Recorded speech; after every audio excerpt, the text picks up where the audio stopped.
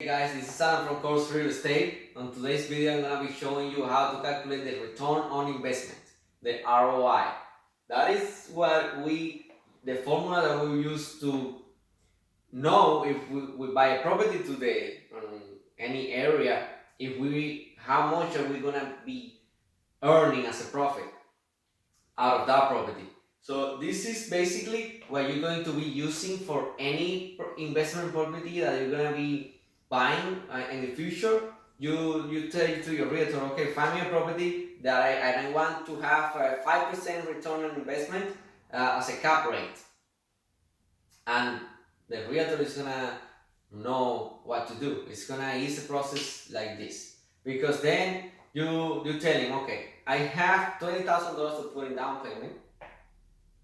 Then he say, okay, if you're gonna be buying a property for investment, that's supposed to be 20%. So he's gonna look for the property that its value is going to concord with your $20,000, and then you're gonna tell him I want 5%. He's gonna have to look for the area, so a specific area that is happening, that the rents are high or maybe they're average, and you're gonna be making 5% on return. Basically, the formula works this way. We are focusing on the purchase price, of course. If the property is $200,000, for the sake of an example, we are going to be looking at the closing costs. The closing costs are those that you're going to be paying for the lender's fee, the title fee, the deed, all of that. You're going to have to pay at the closing cost. And this is only an example, but you're going to be looking at 2.5% of the purchase price is going to be on closing cost. You just do the math easily, and that's going to be more or less the closing cost. Also, you're going to be looking at the mortgage. The mortgage, that's what you're going to be paying monthly to the bank for the property. It's going to be included on that, the interest payment to the bank, the principal, which is the money that goes directly to the property, to the payment of the property, the one that is going to be to the purchase price. The mortgage insurance in this case, it won't apply because to pay for an investment property, you need a 20% down payment. So it only applies when you buy a primary residence, that you put like 3% down payment, 5% down payment, or no down payment at all, like the plans that we're having nowadays that I can help you with if you're buying a primary residence. So that won't be applying in this case. The home insurance, you're still having a loan. The bank want to make sure that if anything happened to the property, a hurricane comes, flood, anything, that you have a home insurance that is gonna be cover all the damages. It's just like the car that you're paying for. You got a car loan, and then the dealer, the bank that is lending you the money, they want you to have an insurance. So if anything happened to the car, it's gonna be covered. Don't forget about taxes. We're gonna take care of Uncle Sam, as always. And the association fee. You're buying a condo, you're gonna have association fees, maybe $300, maybe $400, maybe more. If you're buying a townhouse, you're gonna have association fees. If you're buying a single family home, it all depends where you buy. If you're buying a nice association, then of course. If you just buy independent, like a property in Hialeah, for example, no association, so you're good to go. The maintenance is all about the 5% vacancy. What is the 5% vacancy? Okay, so think of this as if you were a tenant. You're a tenant, and you sign a contract for a year. Okay, you say, okay, I gotta stay there for a year, because if I go, they're gonna affect my credit, and it's gonna be, I'm gonna get in troubles. So you just stay there for a year, but then after the contract is done, you decide to go. And then now the landlord, he has to find, you as a landlord, you have to find someone else to live in there. And there's gonna be a time period that you're not gonna have anybody living in there. So we said, okay, 5% average is supposed to be okay. It's supposed to be the average time that you're not gonna have someone paying you for the rent in 1 year.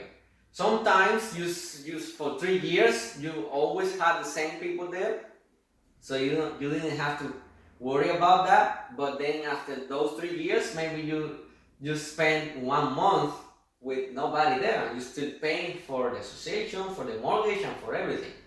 So out of your income, you gotta subtract the 5%. Then the unit income. You say, okay, I'm renting this property at $1,600 a month. You multiply by 12, so you get your annually gross income. You add all of these expenses, the one that we just spoke about. I'm gonna remind you the mortgage, the maintenance, the repairs. Always have in mind the repairs, because at some point you're gonna have to change the fridge, you're gonna have to change the AC, and those are costs and expenses that you're gonna be having on that property, and you wanna include it in there. Usually for a $200,000 property, $1,000 a year should be average. It depends on the size of the property, depends on how expensive are the appliances.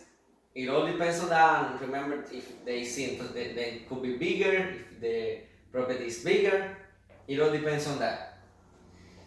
After you have all of that, you subtract your gross income from your expenses, and then you're gonna have your return on investment, and then you're gonna be getting your NOI.